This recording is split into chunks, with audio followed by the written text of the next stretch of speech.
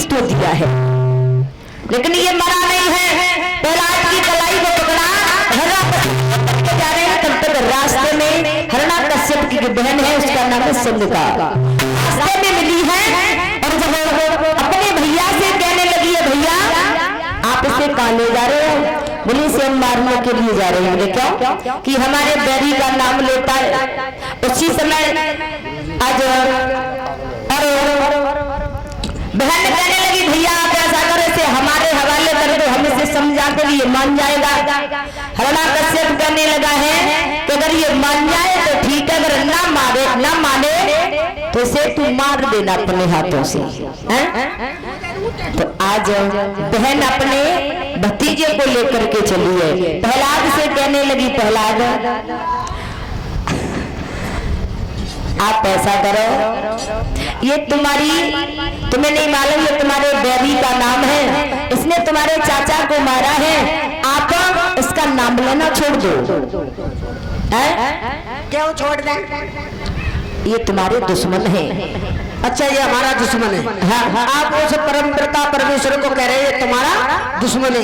पर बुआ एक बात का एक भूल लेना, कौन सी मालूम है? कौन सी? चलो, हमारे तो बेरी हमारे भगवान है, और तुम्हें मालूम है तुम्हारा बेरी कौन है? जो हमारे भगवान है, बान तुम्हारा आदमी मार डाले, वो तुम्हारा दुश्मन ना है और हमारे भगवान दुश्मन है। क्या बात तो बोल रही? प्रहलाद कहने लगे हुआ,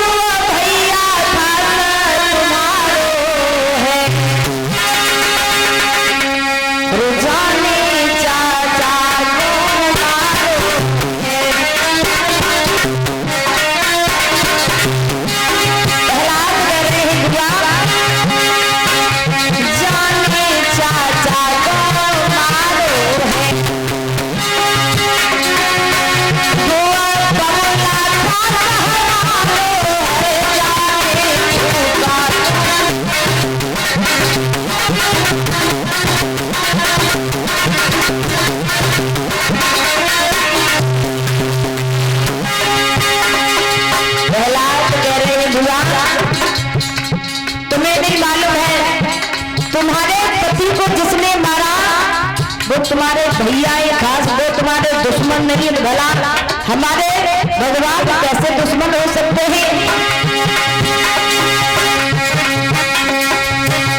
जाने चाचा को मारो,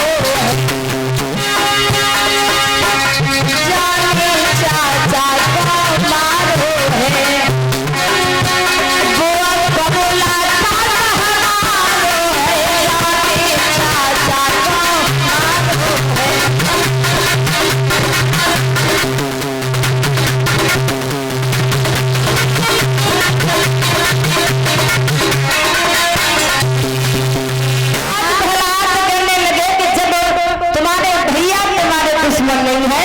तो हमारे पिता कैसे दुश्मन हो सकते हैं?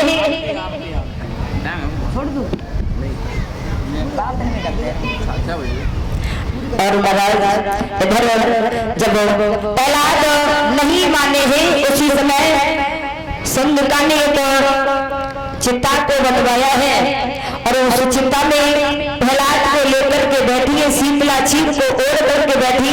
भगवान ने देखा कि हमारे भक्त को और संगिता सता रही है, उसी समय इतनी तेजी से और हवा चली है, शीतला चीर उड़ करके प्रहलाद के बगल से चिपटा है और संगिता जल करके राख हो गई है। देवताओं ने देखा तो प्रहलाद बच गए, तो रंग गुलालों की वर्षा करने लगे हैं, और राक्षसों ने देखा है तो हमारी बहन जल करके राख हो गई, तो ईंट और कंकड़ पत्थरों की बारिश करने लगे हैं। इधर प्रहलाद जब बच गए हैं तो हरणाकश्यप ने एक लोहे का खम्भ इतनी तेजी से गर्म करवाया है, उसे लोहे के खम्भ के सामने लाकर के प्रहलाद को खड़ा किया है। कहने लगे, प्रहलाद काहे तेरे पिता, देखते ही आज तुझे कौन बचाने के लिए आता है। प्रहलाद ने जब उस खम्भ को देखा तो महाराज थर-थर कांपने लगे, बेचारे विचार करने लगे आज हमें कोई बचाने वाला हो नहीं सकता है। उसी समय भगवान ने देखा कि हमारा भक्त थोड़ा दिल में घबरा रहा है, एक चींटी का रूप धारण किया, खम्भे पर आने जाने लगे हैं। प्रहलाद की नजर जब चींटी पर गई है, विचार करने लगे इतनी छोटी सी चींटी का जब कुछ नहीं बिगड़ रहा है तो हमारा शरीर तो बहुत बड़ा है, हमारा कुछ नहीं हो सकता है। प्रहलाद अपने पिता से कहने लगे पिताजी तुम्हें नहीं मालूम है, आप ये कह रहे हैं हमारा भगवान कहाँ है? हमारा भगवान हर जगह है, आप में है, मुझ में, इस तलवार में, इस खंबे में, हर जगह हमारा भगवान है। और महाराज हिरण्यकश्यप ने तलवार को निकाला और प्रहलाद को खम्भ के सामने खड़ा कर लिया है। जब प्रहलाद ने तलवार मारना चाहिए लेकिन प्रहलाद को बच करके उस खम्भे में जाकर के तलवार लगी है तो नरसिंह भगवान का और प्रकट हुए हैं। भगवान जब आधा और शरीर लड़का है आधा पशु का है, मुख से ज्वाला निकल रही है, भयानक रूप है। हिरण्यकश्यप ने देखा है थर थर कांपने लगा है। प्रभु ने उसी समय हिरण्यकश्यप को उठा करके बीच धरी पर अपने जंघा पर रख लिया है। हिरण्यकश्यप खुश होने लगा है, बोले आप कौन हो? बोले दिखाई नहीं दे रहा है, हम तेरे काल बन करके आए हैं। हिरण्यकश्यप कह रहा है कि हम अमर हो चुके, हमें कोई मारने वाला पैदा नहीं हो सकता है, हमने और ब्रह्मा जी से वरदान प्राप्त किए हैं, हमें कोई नहीं मार सकता है। भगवान कहने लगे कौन कौन से वरदान प्राप्त किए याद है? बोले बिल्कुल। बोले बताओ?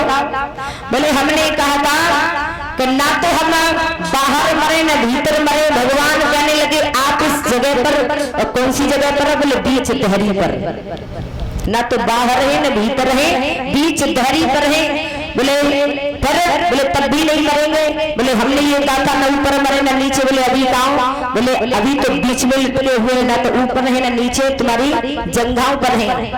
बोले तब भी नहीं मरेंगे। बोले अब क्यों नहीं मरोगे? हमने ये कहा था कि ना तो दिन में मरे न रात में।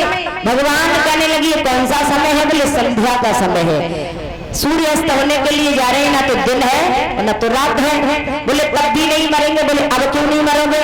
बोले हमने ये कहा था कि ना तो हम नर से मरे न पशु से। बोले हम कौन दिखाई दे रहे हैं? बोले ना तो आप नर हो ना तो पशु हो। बोले फिर? बोले तब भी नहीं मरेंगे। बोले अब क्यों नहीं मरोगे? हमने ये कहा था कि हम 12 महीनों में न मरे। तो भगवान कहने लगे इसीलिए हमने 13वां महीना, 9 का महीना तुम्हारे लिए बना करके तैयार किया है। आज उसी समय इधर अब भगवान कहने लगे और कोई वरदान है? बोले हमने ये कहा था कि ना तो हम तलवार से मरे न किसी लाठी से मरे। बोले हमारे हाथ में कुछ दिखाई दे रहा है? बोले कुछ भी नहीं है। तो महाराज भगवान के इतने बड़े बड़े नाखून हैं, प्रभु ने दोनों हाथों से और हिरण्यकश्यप को बीच से फाड़ दिया है।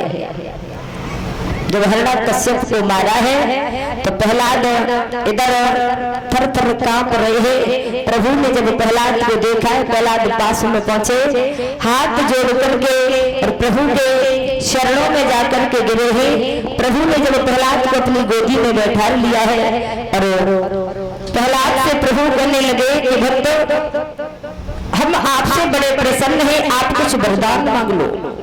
प्रहलाद कहने लगे प्रभु आपके दर्शन हो गए, भला इससे बढ़ करके हमें क्या चाहिए? कहते हैं महाराज कि भक्त भगवान को बुलाने में देरी कर लेता है लेकिन भगवान कभी आने में देरी नहीं करते हैं। उसी समय प्रहलाद ने कहा है कि अगर प्रभु देना ही चाहते हो, भले ही हमारे पिता ने कितने भी पाप किए हो लेकिन हमारे पिता को नरक नहीं स्वर्ग मिलना चाहिए। भगवान ने कहा एवं अस्त ऐसा ही होगा। भगवान